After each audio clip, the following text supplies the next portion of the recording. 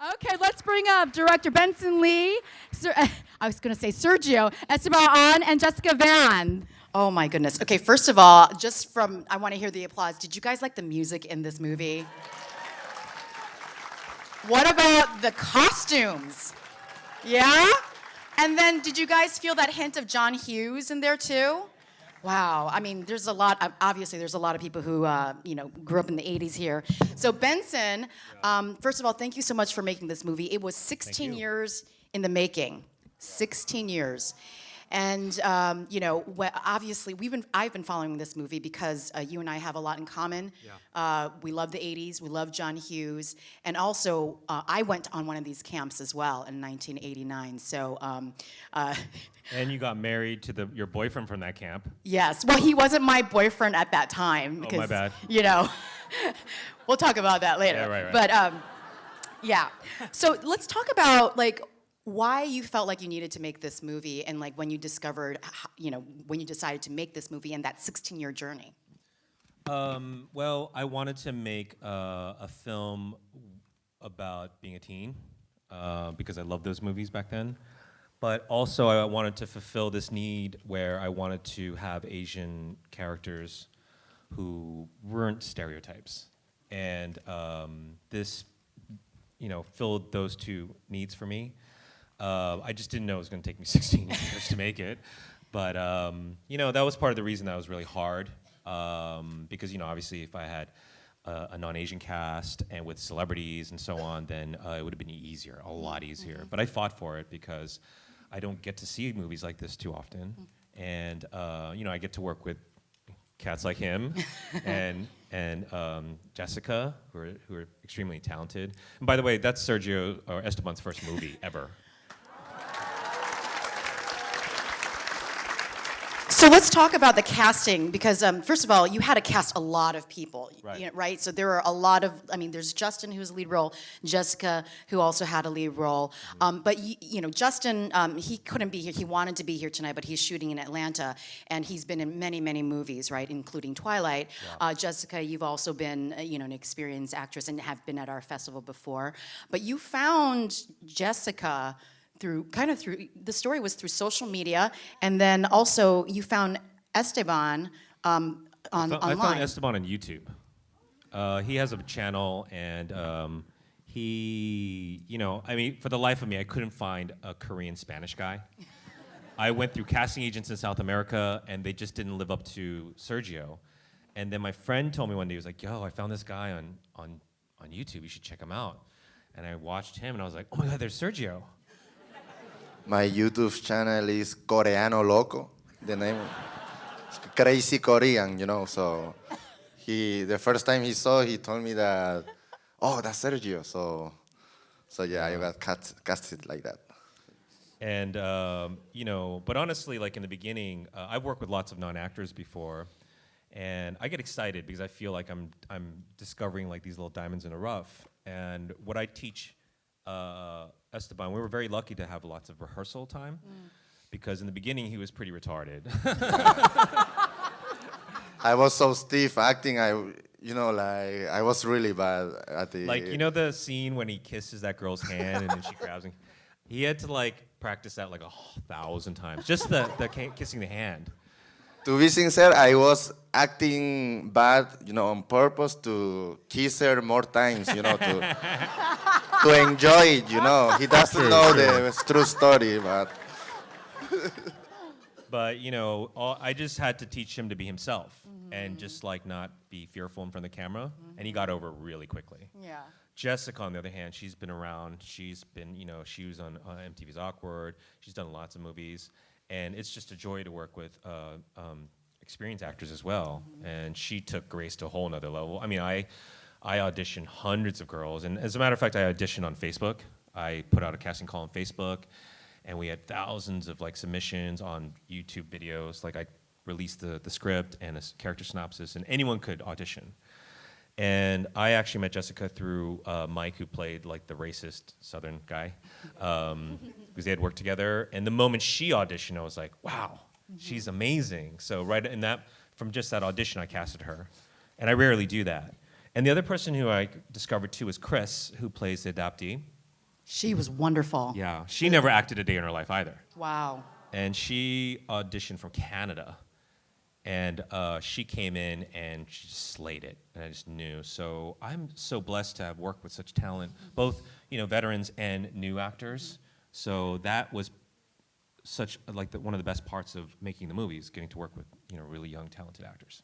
I have a quick question for Jessika because she's the only non-Korean on the cast, right? So you're Taiwanese American, and here you are coming in, and you weren't even a Madonna fan before you auditioned, I loved right? Madonna, but I don't think I was to the point that I was after doing it. Yeah. Then I was like a serious obsessive fan. So talk about your feelings and how you prepared for that role of the Madonna wannabe, right? Pastor's daughter, Yeah, right? And also, this was shot in Korea, Yeah. right? So also being kind of an outsider from because you're outside of the Korean American experience or the Korean American culture. But I Totally. I just want to say that never mattered for us. We never were like, well, you ain't Korean, girl. Well, you know? right. Like, we never had that issue. I never casted based on that you had to be Korean American or. But interestingly, you got everybody else, Yeah, though. it just happened to be that way. But with Jessika, we never had a conversation like, oh, well, you're Taiwanese. No, and I'm not saying you were great, by the way. Wasn't she wonderful,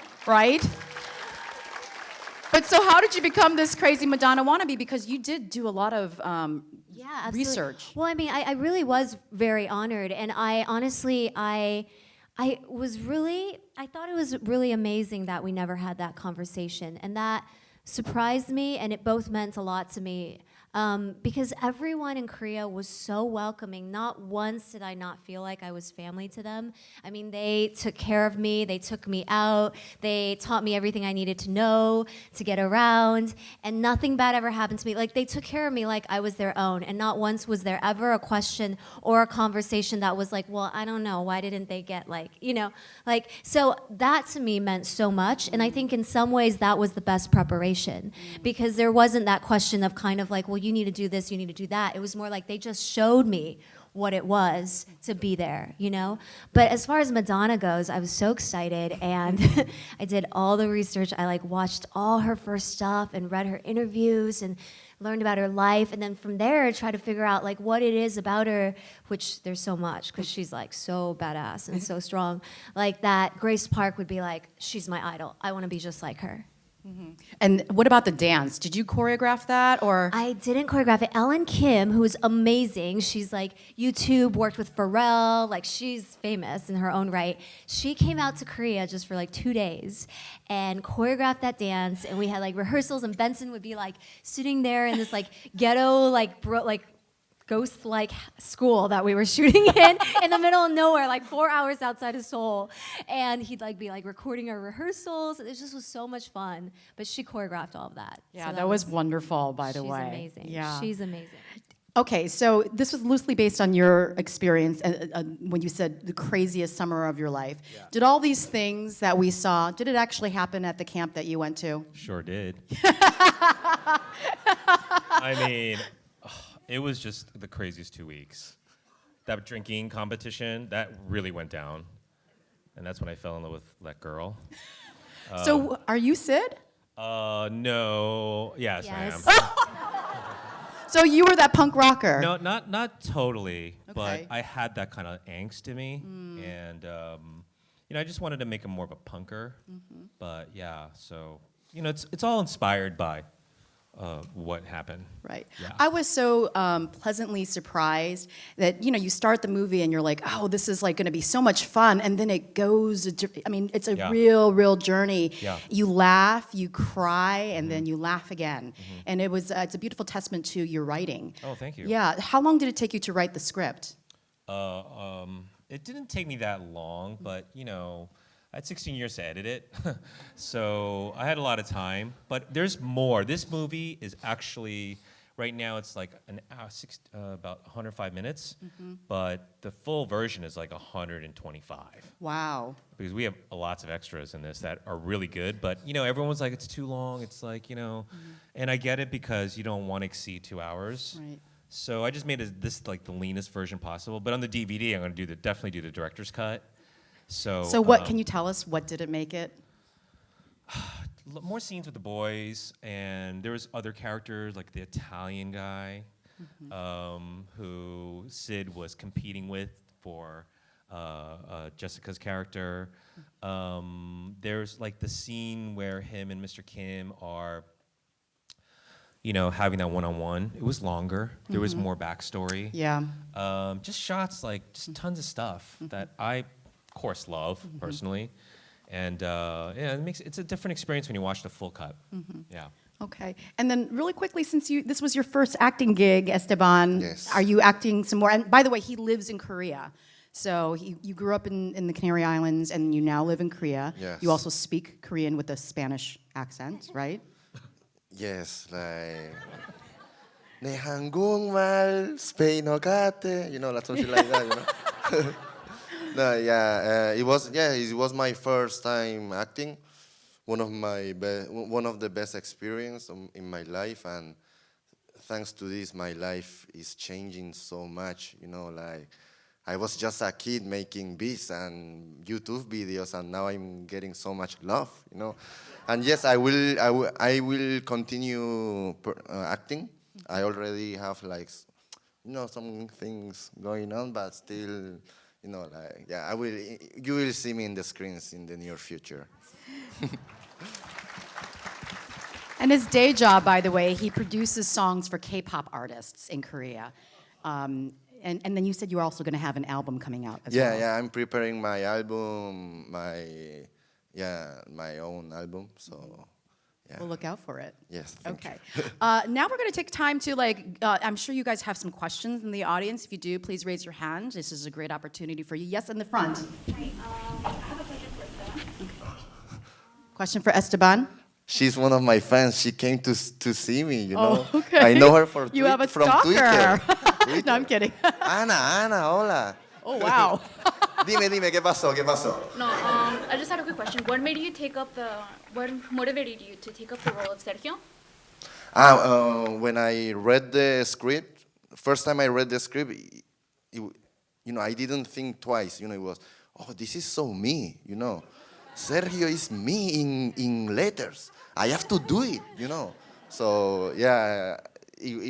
Also, not just the character, but the story of the movie, because I really got touched, because I had a similar issue, because I grew up in Spain, but in Spain I'm Korean, but when I go to Korea, they treat me like Spanish, so that loss of identity and that the culture shock, and so all the story I really got touched. So yeah, that was the main motivation. Thank you for that question. Anyone else? All the way in the back over there in the red. How hard was it to get all the music clearances? Oh, yeah. There was a lot of songs in there. Yeah, I don't really want to talk about that. Okay. It was really hard, but we were lucky, and it's just been a process that's been ongoing.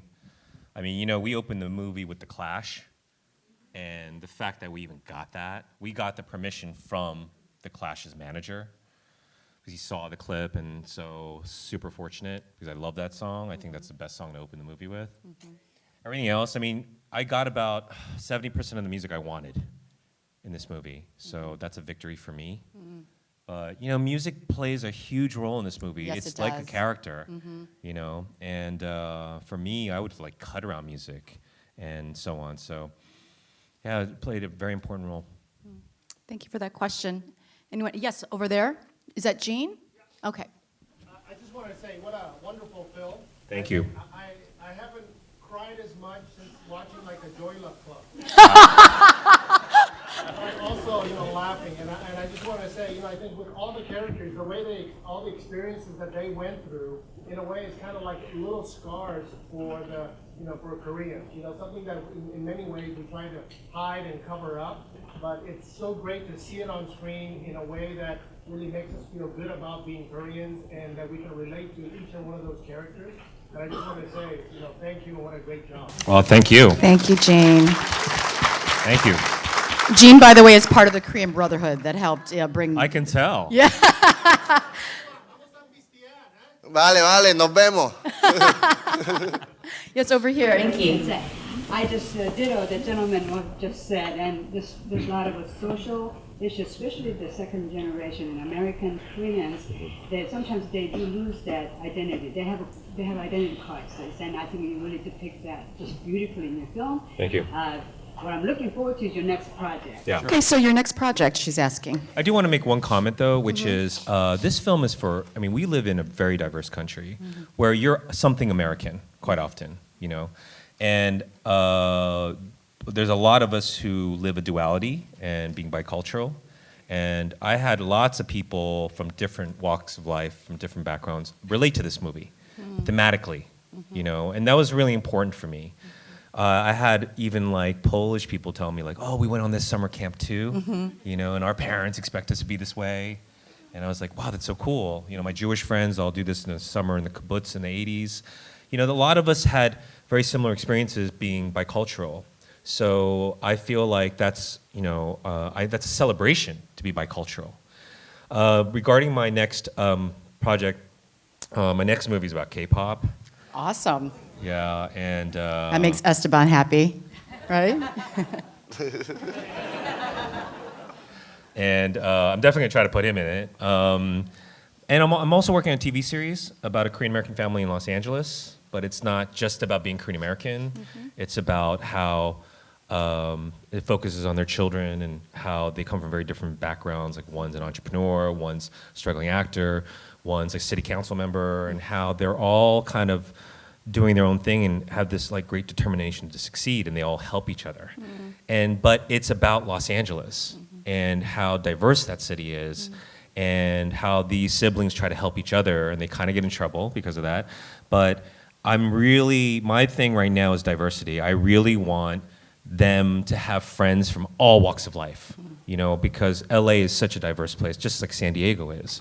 And to me, I'm excited about seeing different kinds of people, and not just ethnic minorities, but you know, all kinds of people interacting, living together, because that's reality.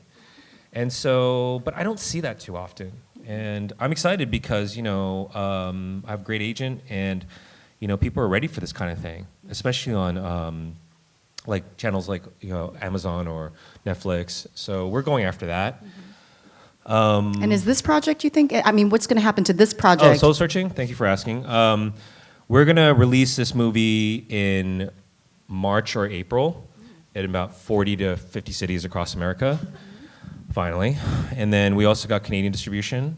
We'll definitely be coming back to San Diego, so if you guys could, you know, help spread the word, that'd be great. Great. Okay, we have time for one more, two quick questions. One over there, and then second one over here. This question for Benson. Could you, first props for pointing out how Korean women were strong in the film. I like that. But also I noticed there was a running theme, and I don't know if this was intentional, about the violence that kind of exists in It's very intentional. Korean men, and that was kind of reoccurring in the film. So if you could just expand on that. It just happened that summer when I met all these other kids, there was a very like common theme, which was like the guys had a real issue with their fathers, lack of communication, and we misconstrued that as like them not loving us. But when we went to Korea, and you know, I had that moment with that teacher, and he told me, and like that changed my life when he told me like, well, you're not the only one. This is a cultural trait. But at the same time, I met girls who experienced domestic violence. And I think that immigrants, especially Asians when they first come here, like the Koreans who came here like 70s, 80s, they had a hard time adapting. And that caused a lot of like frustration, and that resulted in, unfortunately, sometimes violence. And so I didn't want to like hide that, you know, that's something that happened to us back then. I mean, now, like a lot of us have better relationships with our parents now that we're older, but you know, that happened, and that was a common theme, so. Did your parents see this movie, by the way? Oh yeah. And they had no idea that this happened? No. No. Well, my parents are in the audience, and I should have apologized in advance, but you know, I mean, just a little background. It was a couple of years later that the Korean government stopped these camps because of what was going on. Because a lot of women were coming back pregnant, STDs, and all that stuff. It's true. It's true. They shut down those camps. It was poorly planned out. Well, they were pretty naive, the government, because Korean students in Korea, they're really well behaved at that time. So, but when the Americans came, it was like game over. Yeah. Like, we were the craziest. Like, I'd have Europeans and like South Americans, and like everyone else was like, "Wow, you guys are so crazy. What's up with you?" We're like, "I don't know. Like, we watch John Hughes movies." Right. Right. And then we have a question here. I just want to talk about, those are wonderful movies, so thank you very much for producing that. But you guys said you're going to be back in San Diego, so will that be the director's cut when it comes back? No, it won't be the director's cut, but that'll.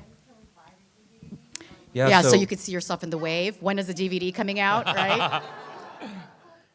Yeah, the DVD won't come out until the release, and so the way it works normally is it gets theatrical, and then it gets VOD, and then DVD, or you can do, you can. These days, like, they don't really sell DVDs a lot, but if you have a director's cut, they do, and we have a making of this film, which is like so funny, and so that'll be in the DVD, and we just want to make that a special item, Yeah, like a collector's item. Okay. We're going to wrap this up with, why don't you tell us about, each one of you, your next projects. You talked about your projects already, Esteban and Jessika. Right now, I'm focusing, as I told you, more in the music side, and also like trying to get to Latin America and Spain. I have like some upcoming shows next year. And yeah, I'm focusing on my album mainly now. Probably after my album, I will work out on acting as well. But first, my album, my music. Yeah. Good. Definitely check out his YouTube channel, Coreano Loco. It's pretty awesome. If you have a weak heart, don't check it because it's too crazy. It's too crazy. It is a little crazy. It's really funny. You guys should check it out. I actually am in the middle of shooting right now on this TV series called Rush Hour, and it's going to be out on CBS like in January or February next year. So if you guys can come check it out, I play the sister of the character that was originally Jackie Chan, but he's now been replaced by like a younger dude. and I take this whole like strong woman thing to like, I try to take it to the next level. So I'm fighting some people and getting a little, that. Love it. Well, thank you so very much. Thank you, guys. Thank you, Esteban. Thank you, San Diego. Thank you. Thank you, Benson. And thank you. Thank you. We appreciate it.